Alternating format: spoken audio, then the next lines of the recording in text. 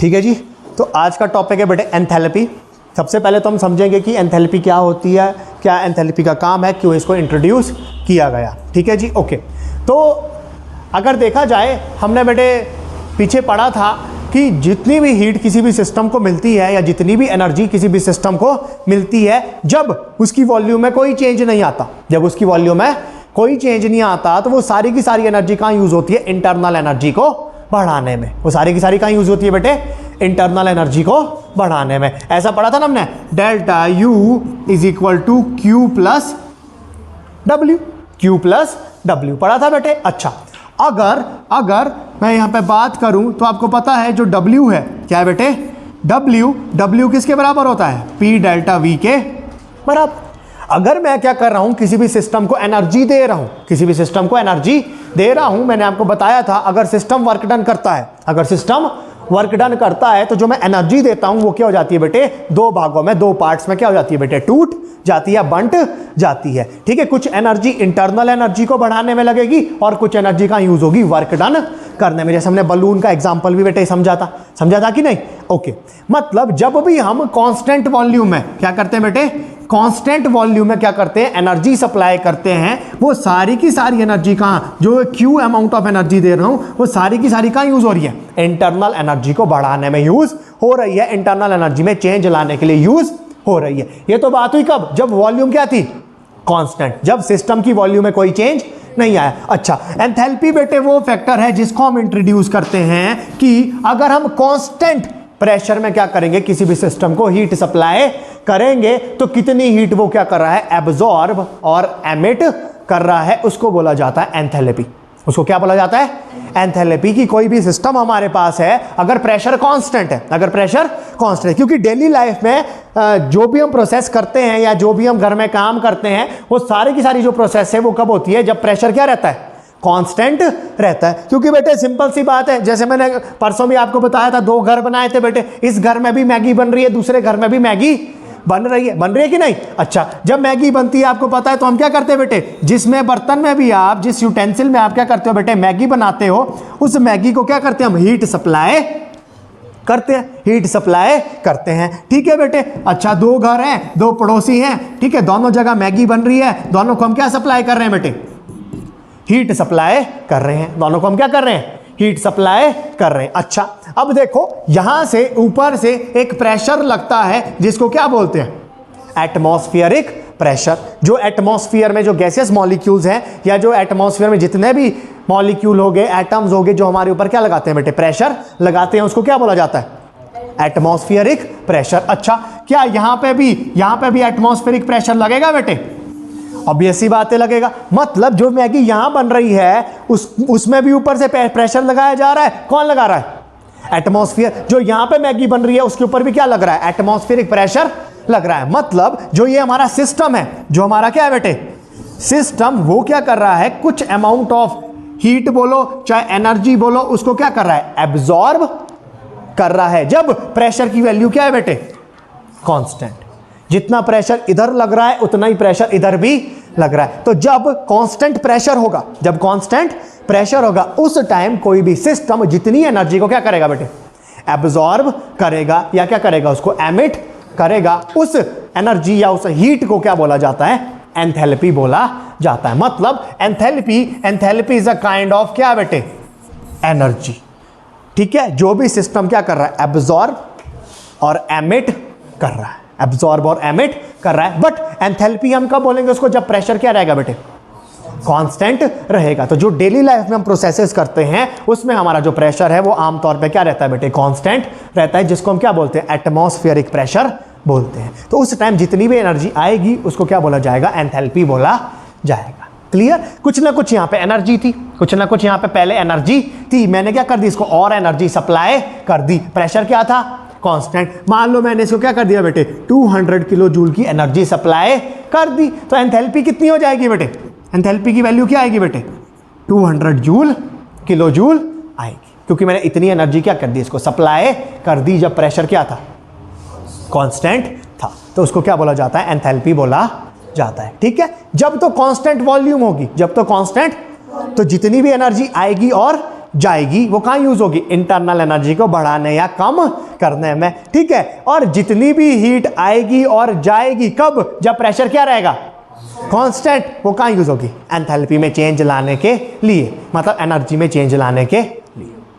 Okay जी, clear होगी बात। तो हम एंथैल्पी को क्या बोल सकते हैं बेटे, the sum of internal energy and product of its pressure and volume. तो ये क्या होता है बेटे, एंथैल्पी की डेफिनेशन होती है, या हम ऐसा भी बोल सकते हैं अमाउंट ऑफ हीट एमिट और absorb at constant pressure, at constant pressure, उसको भी क्या नाम देंगे बेटे, एंथैल्पी का नाम देंगे। अरे यही तो है ये, ठीक है। एच लिखा है मैंने, एच का मतलब फर्स्ट लॉ क्या बोलता था, delta U is equal to Q plus W, बोलता था कि नहीं, बहुत बढ़िया। अच्छा क्यू, डब्ल्यू कहाँ ले आया मैंने, इधर को, क्या बन गया, delta U minus W. Delta U, W किसके बराबर होता है, P delta minus P delta V, तो यहां क्या आ जाएगा, P V is equal to Q. Q का मतलब जो क्या कर रहे हैं हम, हीट सप्लाई कर रहे हैं, कब, कांस्टेंट प्रेशर में, तो उसको क्या बोला जाएगा, एंथैल्पी बोला जाएगा।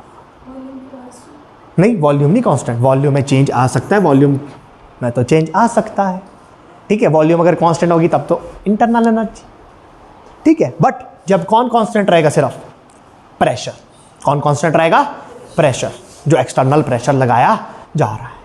क्लियर होगी बात। तो उस टाइम जितनी भी क्यू अमाउंट ऑफ हीट आएगी उसको क्या बोला जाएगा,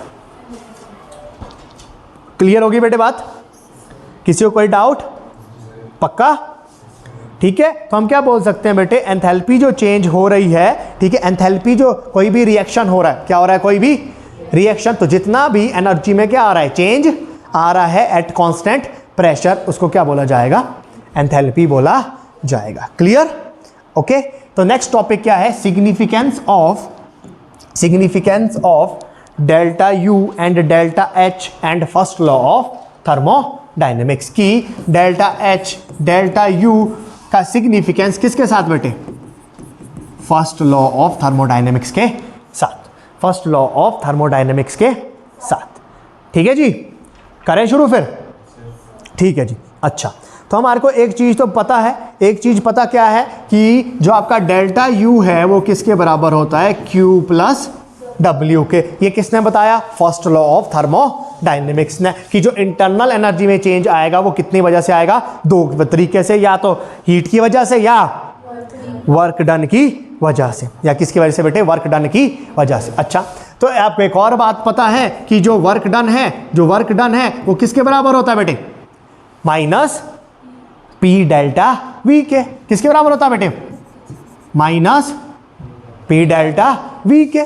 और जो मैंने बताया, अगर मैं Q निकालूं, Q किसके बराबर हो जाएगा, delta U plus P delta V के। क्लियर हो गई यहां तक बात, पक्का बेटे, ठीक है। अब हम इसको रिलेट करेंगे किसके साथ बेटे, एंथैल्पी के साथ। किसके साथ रिलेट करेंगे, एंथैल्पी के साथ, ठीक है जी, ओके। अच्छा, एंथैल्पी क्या होती है बेटे, H is equal to U plus P delta V, या पी वी लिख सकता हूं, पी वी होती है कि नहीं बेटे। और चेंज इन एंथैल्पी को कैसे लिखूंगा, delta H is equal to delta U plus P delta V, लिख सकता हूं बेटे, ऐसा कि नहीं लिख सकता, पक्का बेटे, किसी को कोई डाउट बेटे, पक्का ना, लिख सकता हूं ऐसा। अच्छा, अब यहां से मेरे को एक चीज बताओ कि जो आपका डेल्टा यू है, क्या है बेटे, डेल्टा यू की वैल्यू किसके बराबर है बेटे, Q प्लस डब्ल्यू, या क्या बोल सकता हूं मैं, Q minus P delta we. बहुत बढ़िया बेटे, Q minus P delta we plus P delta, clear. अच्छा, यहां पे मैं QP लिख लूं, क्योंकि इस केस में हमने क्या बोला है, जो आपका प्रेशर है, क्या है बेटे, वो कैसा है बेटे, कांस्टेंट। पी डेल्टा वी से गया, तो यहां से क्या पता लगा, एंथैल्पी में कितना चेंज आएगा, एंथैल्पी में उतना चेंज आएगा जितनी आप क्या सप्लाई कर रहे हैं, एनर्जी सप्लाई कर रहे हैं कांस्टेंट प्रेशर में। यहां से क्या आ गई, आपकी एंथैल्पी की डेफिनेशन आ गई कि जब आपका प्रेशर क्या है, कांस्टेंट, क्यू क्या हो गया, जो आप हीट सिस्टम को दे रहे हैं, तो कांस्टेंट प्रेशर में जितनी भी हीट आप सिस्टम को देंगे, जितनी भी एनर्जी आप सिस्टम को देंगे, उसको क्या बोला जाएगा? एंथैल्पी बोला जाएगा। उतना ही चेंज किस में आएगा? एंथैल्पी में या एनर्जी में चेंज आएगा। मतलब enthalpy is a type of energy. Enthalpy क्या? एक एनर्जी है, बट उसके लिए हमने एक स्पेसिफिक नाम रख दिया एंथैल्पी। कब? जब प्रेशर क्या है? कांस्टेंट। जब प्रेशर क्या है बेटे? कांस्टेंट। ओके जी, क्लियर है सभी को? ओके, नेक्स्ट टॉपिक है बेटे हमारे पास relationship between delta H and delta U. Relationship between delta H and delta U. Relationship between delta H and delta U. Important question है बेटे, बोर्ड का डेरिवेशन आ जाती है एचपी बोर्ड में। एचपी बोर्ड में डेरिवेशन आ जाती है relationship between delta H and delta U. ठीक है बेटे? ओके, अब हम क्या करेंगे बेटे? जो रिलेशनशिप फाइंड आउट करेंगे ये किसकी टर्म्स में करेंगे बेटे? गैसियस मॉलिक्यूल्स के लिए। किसके लिए बेटे? ठीक है, क्योंकि सॉलिड और लिक्विड के लिए उतना सिग्निफिकेंट नहीं होता, क्योंकि उनकी वॉल्यूम में उतना ज्यादा चेंज नहीं आता। हम यहां पे किसकी बात करेंगे बेटे? गैसियस पार्टिकल्स की बात करेंगे, और इस इक्वेशन को रिलेट करना करेंगे किसके साथ? नंबर ऑफ मोल्स के साथ। किससे रिलेट करेंगे? नंबर ऑफ मोल्स के साथ। क्लियर? मतलब ये जो डेरिवेशन हम कर रहे हैं ये किसके लिए कर रहे हैं बेटे? गैसियस पार्टिकल्स के लिए कर रहे हैं। क्योंकि देखो सॉलिड और लिक्विड में डेल्टा एच और डेल्टा यू में उतना ज्यादा चेंज नहीं आता, जितना चेंज किस में आता है? गैसियस पार्टिकल में आता है, क्योंकि उनकी वॉल्यूम में क्या आ जाता है? बहुत ज्यादा चेंज आ जाता है। तो जो हम रिलेशन अभी फाइंड आउट करेंगे वो किसके लिए फाइंड आउट करेंगे? गैसियस पार्टिकल्स के लिए फाइंड आउट करेंगे। क्लियर है जी? ओके, लेट अस सपोज एक रिएक्शन हो रहा है जिसमें ए रिएक्टेंट किस में कन्वर्ट हो रहे हैं बेटे? बी प्रोडक्ट में कन्वर्ट हो रहे हैं। ठीक है, रिएक्टेंट ए भी गैसियस फॉर्म में, रिएक्टेंट बी भी गैसियस फॉर्म में है। क्लियर हो गई बात? अच्छा, लेट अस सपोज ए के कितने नंबर ऑफ मोल्स हैं? Na, और बी के नंबर ऑफ मोल्स कितने हैं बेटे? क्लियर है जी? अच्छा, ए की वॉल्यूम मान लो कितनी है बेटे? Va, और बी की वॉल्यूम कितनी है बेटे? क्लियर हो गई बेटे बात की नहीं हुई? ओके, प्रेशर दोनों जगह क्या है? सेम, क्योंकि हम एंथैल्पी की बात कर रहे हैं। ओके जी, ठीक है। अच्छा, अब बेटे पिछले चैप्टर में एक इक्वेशन थी जिसको बोलते हैं कौन सी गैस? Ideal gas equation. वो क्या है बेटे? PV is equal to nRT।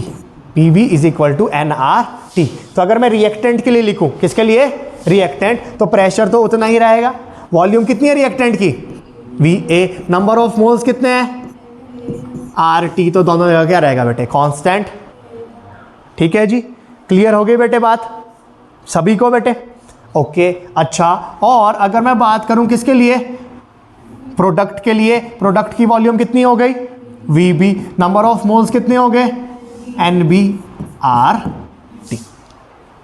NBRT। अच्छा, अब ध्यान से समझना, एंथैल्पी की और इसके बीच क्या रिलेशन है? Delta H is equal to delta U plus P delta V. यही है। क्लियर बेटे? अच्छा, अब इसको हमने किसकी टर्म्स में लिखना है? नंबर ऑफ मोल्स की टर्म में लिखना है। मतलब हमने क्या करना है बेटे? इसको नंबर ऑफ मोल्स के साथ रिलेट करना है। अच्छा, तो यहां पे क्या निकालते हैं हम? P delta we. अच्छा, तो यहां पे भी क्या फाइंड आउट करूंगा मैं? P delta we. वो कैसे निकलेगा? जब मैं इक्वेशन 2 से इक्वेशन 1 को क्या करूंगा बेटे? माइनस करूंगा। क्या करूंगा बेटे? Equation 2 minus equation 1। Right hand side वाले राइट हैंड साइड माइनस होंगे, लेफ्ट हैंड साइड वाले लेफ्ट हैंड साइड माइनस होंगे, क्योंकि मेरे को किसकी वैल्यू चाहिए? पी डेल्टा वी की वैल्यू चाहिए। क्लियर? अच्छा, पी प्रेशर तो कांस्टेंट है, तो इसको क्या ले लूं? कॉमन ले लूं। यहां क्या बच गया? VB minus VA। RT क्या आ गया? कॉमन। यहां क्या बच गया? NB minus NA। तो मतलब P डेल्टा V किसके बराबर आ गया? Delta NB minus NA, sorry, इसको मान लिया मैंने डेल्टा NG। क्या मान लिया? डेल्टा, मतलब नंबर ऑफ मोल्स में कितना डिफरेंस आ रहा है, तो क्या लगा दिया? डेल्टा G का मतलब किसकी बात कर रहे हैं हम? गैसेस की बात कर रहे हैं। Delta GRT। अभी देखना बहुत एक जबरदस्त चीज आएगी। Delta H is equal to delta U plus यहाँ क्या बन गया? Delta NGRT। ये रिलेशनशिप है किस किस के बीच? डेल्टा H और डेल्टा U के बीच। किसके लिए? गैसियस पार्टिकल्स के लिए, in terms of number of moles. In terms of number of moles. ठीक है, अब इसका फिजिकल सिग्निफिकेंस क्या है? अब इसका फिजिकल सिग्निफिकेंस क्या है, या इसका काम जो हमने अभी इक्वेशन डिराइव की है, इससे हमारे को क्या पता चलता है या क्या पता लगता है, अब हम वो चीज़ें देखेंगे। ठीक है जी, ओके। देखो सबसे पहले तो एक बात समझना, जब भी किसी सिस्टम को एनर्जी मिलती है, जब भी किसी सिस्टम को बेटे एनर्जी मिलती है, तो वो क्या होती है बेटे, दो तरह से यूज़ होती है, या तो इंटरनल एनर्जी को बढ़ाने में, या बेटे सिस्टम को वर्क डन करने में। ये सारी बातें हमारे को क्लियर है। घूम फिर के हम यहीं पे आएंगे, घूम फिर के हम यहीं पे ही वापस आएंगे। ओके, अब समझना बेटे ध्यान से। अच्छा, इक्वेशन क्या थी, delta H is equal to delta U plus delta N G R T. तो अब हम क्या करेंगे, अलग अलग रिएक्शंस की बात करेंगे कि किस रिएक्शन में एंथैल्पी ज़्यादा है, किस रिएक्शन में इंटरनल एनर्जी ज़्यादा है, किस रिएक्शन में दोनों सेम है। ठीक है, कि जितनी एनर्जी दे रहे हैं, ठीक है, वो एंथैल्पी भी उतनी ही है, इंटरनल एनर्जी भी उतनी है। अच्छा, तो पहली कंडीशन क्या है, रिएक्शन जिसमें कोई गैसियस स्पीसीज इन्वॉल्व नहीं है, reaction in which no gaseous species are involve. तो ऐसे रिएक्शन जिसमें कोई भी गैसियस स्पीसीज इन्वॉल्व नहीं है, तो Ng नंबर ऑफ मोल्स में जो चेंज आ रहा है वो कितना होगा, क्योंकि मैंने बोला हम यहाँ किसकी बात करेंगे, सिर्फ गैसेस की बात करेंगे। तो अगर कोई ऐसा रिएक्शन हो रहा है जिसमें कोई गैसियस मॉलिक्यूल प्रेजेंट नहीं है, तो नंबर ऑफ मोल्स में चेंज, क्योंकि उसमें गैस ही, तो गैस के मोल्स में चेंज आएगा नहीं है, तो उस केस में डेल्टा एच किसके बराबर हो जाएगा, डेल्टा यू के बराबर। मतलब जो भी सॉलिड और लिक्विड के रिएक्शन है, जो भी सॉलिड और लिक्विड के रिएक्शन है, जब वो रिएक्शन हो रहा है, क्योंकि देखो दो तरह के रिएक्शन होते हैं, एक होता है एक्सोथर्मिक, एक होता है एंडोथर्मिक। एक में एनर्जी निकलती है, एक में एनर्जी एब्जॉर्ब होती है। तो जितनी अमाउंट ऑफ एनर्जी क्या हो रही है, एमिट और एब्जॉर्ब हो रही है किस रिएक्शन में, जिसमें कौन इन्वॉल्व है, सॉलिड और लिक्विड। तो जितनी भी एनर्जी आ रही है, जितनी भी एनर्जी जा रही है, वो इंटरनल एनर्जी में जितना चेंज आएगा और एंथैल्पी में जितना चेंज आएगा, वो क्या आएगा, बिल्कुल सेम आएगा। मतलब उस केस में जो इंटरनल एनर्जी है वो ही एंथैल्पी भी है। क्यों, क्योंकि अगर मैं इसको और लिखूँ यहाँ पे डेल्टा वी, क्योंकि सॉलिड और लिक्विड की जो वॉल्यूम है उसमें उतना चेंज नहीं आता जब रिएक्शन होता है। तो ये तो जीरो हो गया, तो मतलब जितनी एंथैल्पी है उतनी कौन है, इंटरनल एनर्जी भी उतनी ही है। क्लियर, मतलब जो भी जिस भी रिएक्शन में सॉलिड और लिक्विड रिएक्ट कर रहे हैं एक दूसरे के साथ आपस में, या solid solid liquid liquid react कर रहे हैं, तो जितना भी एनर्जी में क्या आ रहा है बेटे, चेंज आ रहा है, या एनर्जी बढ़ रही है या एनर्जी कम हो रही है, वो एंथैल्पी के बराबर भी है, वो इंटरनल एनर्जी के बराबर भी है। Clear, okay. अच्छा, दूसरा कब ये इक्वल होंगे, दूसरा ये इक्वल कब होंगे, जब आपका जो रिएक्शन है, आपका जो रिएक्शन है वो किस में हो रहा है बेटे, क्लोज्ड वेसल में। किस में हो रहा है, बेशक गैसियस मॉलिक्यूल है, बेशक गैसियस मॉलिक्यूल्स रिएक्ट कर रहे हैं, बट बर्तन कैसा है, अगर बर्तन क्लोज है, क्या वॉल्यूम में कोई चेंज आएगा, वॉल्यूम में कोई चेंज नहीं आएगा। उस केस में भी जो एनर्जी जा रही है वो इंटरनल एनर्जी को बढ़ाने में यूज होगी, वो एंथैल्पी को बढ़ाने में यूज होगी, क्योंकि कोई वर्क डन। एक छोटी सी बात समझना, एंथैल्पी का मतलब है प्रेशर कांस्टेंट। प्रेशर मतलब एंथैल्पी का मतलब है वो एनर्जी जो दो तरह से यूज हो रही है, इंटरनल एनर्जी को बढ़ाने में भी और वर्क डन करने में भी। बट इंटरनल एनर्जी का मतलब है जो सारी की सारी एनर्जी का यूज हो रही है, इंटरनल एनर्जी को बढ़ाने में। बट अगर वॉल्यूम में चेंज, तो जो इंटरनल एनर्जी है वही क्या होगी, एंथैल्पी होगी। अरे भाई देखो, एंथैल्पी बंट रही है कितने भागों में, कहां, इंटरनल एनर्जी में और इंटरनल एनर्जी में और अच्छा, और ये सिर्फ किससे रिलेटेड है, एनर्जी से रिलेटेड है। अब अगर कोई वर्क डन ना हो, अगर कोई वर्क डन ना हो, तो एच किसके बराबर हो जाएगा, डेल्टा यू के। मतलब इस केस में एंथैल्पी ऑफ और इंटरनल एनर्जी क्या हो जाते हैं, सेम हो जाते हैं। क्लियर। और तीसरा केस जब ये इक्वल होंगे, अगर बेशक रिएक्शन हो रहा है और उसमें इन्वॉल्वमेंट भी किसकी है, गैसियस स्पीसीज की, बट जो change in number of moles है वो कितना है, मतलब नंबर ऑफ मोल्स में कोई चेंज नहीं आ रहा, नंबर ऑफ मोल्स में बेटे कोई चेंज नहीं आ रहा। मतलब जितने number of moles reactant side है उतने ही नंबर ऑफ मोल्स कहाँ है, प्रोडक्ट साइड में। तो डेल्टा एच इस केस में किसके बराबर हो जाएगा, डेल्टा यू के बराबर, क्योंकि डेल्टा एन जी कितना हो गया, 0, डेल्टा एन जी क्या हो गया 0। ठीक है बेटे, क्लियर है। अच्छा, अब समझना ध्यान से, एक नंबर का क्वेश्चन आता है कॉम्पिटिटिव एग्जाम में भी आता है बेटे, तभी बोल रहा हूँ। ठीक है, अच्छा अगर कोई ऐसा रिएक्शन है, क्या है, कोई ऐसा रिएक्शन जिसमें number of moles product side, कौन सी साइड ज्यादा है और रिएक्टेंट साइड क्या है बेटे कम, प्रोडक्ट साइड ज्यादा है और रिएक्टेंट साइड क्या है बेटे कम है, तो उस केस में क्या होगा, ध्यान से देखेंगे बेटे, ध्यान से समझेंगे। ठीक है, अच्छा एक रिएक्शन लिख रहा हूं बेटे, एक रिएक्शन लिख रहा हूं, ठीक है, PCl5 changing into PCl3 plus Cl2।